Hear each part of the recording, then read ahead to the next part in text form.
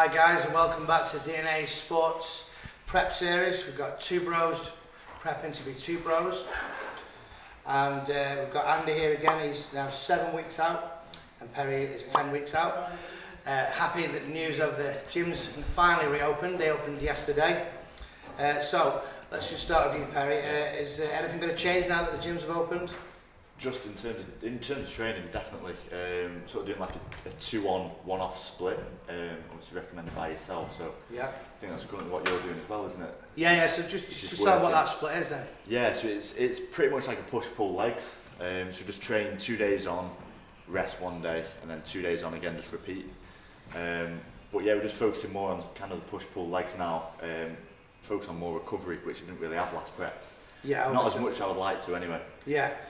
So I think that'll work quite well, to be fair. I think the temptation when people are prepping is, you know, that you want to train every day. Just come in all the time. Yeah. You want to train every day. You want to do too much cardio, and yeah. you never get that rest period, because it kind of, when you're training, I don't know if you're the same one, it kind of gives you that purpose for the day, and you sort of structure everything around that. Literally, but I think it is very important to get that rest. So you do chest and back 1 day, then you do arms 1 day, then you have a rest.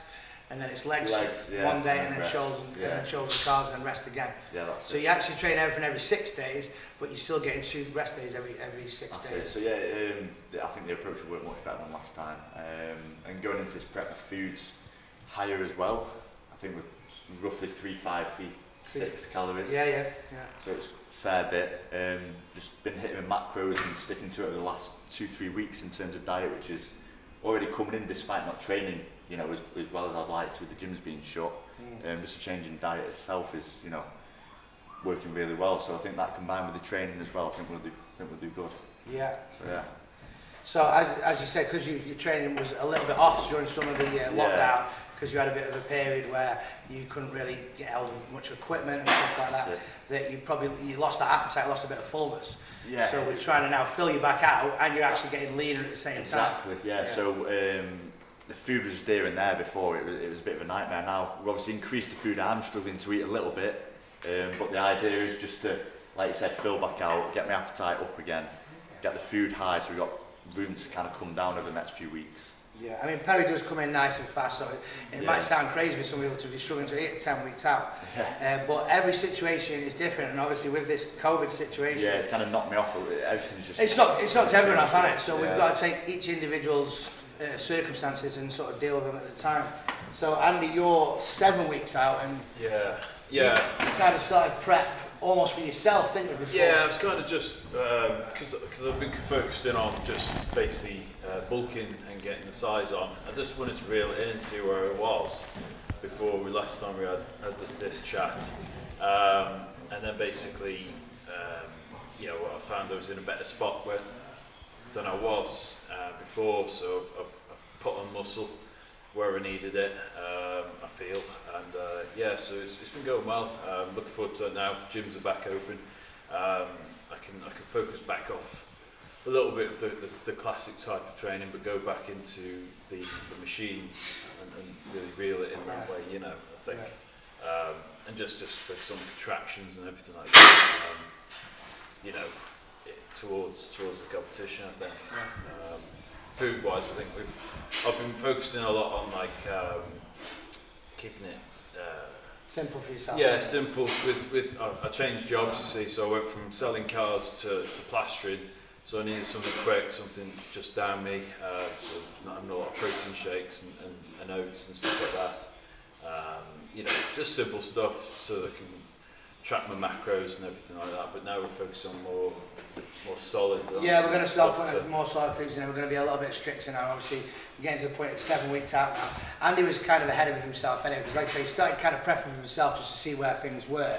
And we didn't really know what shows were going to be available. Now that we know the shows are going to be available, for the last couple of weeks, really 3 weeks, we've just kind of been trying to hold Andy where he was, because he's probably been about 6 weeks out, 5-6 weeks out for the last 3 or 4 weeks. Yeah. So now at 7 weeks out, this is the point where we're actually now going to start looking at trying to drag that last little bit of fat off and get the sort of condition that got him that the win at the UK BFF. Just with that added muscle that we've added over the last 3 years. Yeah, that's it.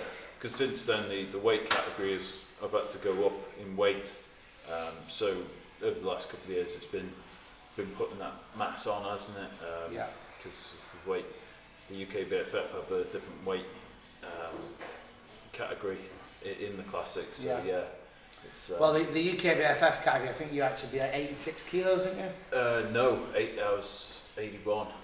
Yeah, but I think the limit was a bit higher when it was at 8. No, that was it. Yeah, and I was under it. We did enough for it to get under it, but on stage once I was carved up, I must have been about 84. Yeah, I think. I mean, me and Andy are similar height, so at Two Bros when I won my pro card, my limit was 96 kilos. Yeah. Because I'd considered doing the classic for some number of years, so I'd already been told I had a classic physique, but like I say, with the UK BFF, the weight limit was so low I could never get anywhere near it. Yeah. But with the Two Bros, even though it's still a bit of a stretch for me to come down to it, it's actually giving you the room to be able to grow. Yeah. Because your limit now is about 93.5 kilos. Yeah, about that. And at 7 weeks out, you're sitting at around about 92. Yeah. So I'm already below it, well, that's... Yeah, I mean, we don't have to be on the limit. We don't have to be on the limit. Yeah. I mean, this is where a lot of people do struggle with prep. Is if you have got a weight limit and it's at 90 kilos if you're doing bodybuilding, or if it's 85 and it's classic physique with your height to weight ratio, people think they've got to be on that limit. The key is always to be in the best possible condition, whether that's a kilo heavier or 2 or 3 kilos lighter. There's no scales on stage, so the number one factor is always to be as absolutely ripped as possible. Obviously, whilst trying to maintain muscle, and like these guys are still eating plenty of food. Neither of them have started doing any real cardio yet. Maybe just get them to go for a bit of a walk. Andy's obviously got an active job. Perry's doing about 20 minutes walking in the morning just to get him out of bed and get my appetite up. Get your appetite up for that first meal, yeah. So there's plenty of food going in, and because of that, we've got much room to play with. We've got fat burners to add, we've got cardio to add. So we're in a great place at 7 weeks out and 10 weeks out respectively. So we're going to pick this up with a little bit of posing, I think, at the 5 week out mark, which will be in 2 weeks time. So we'll see you guys then.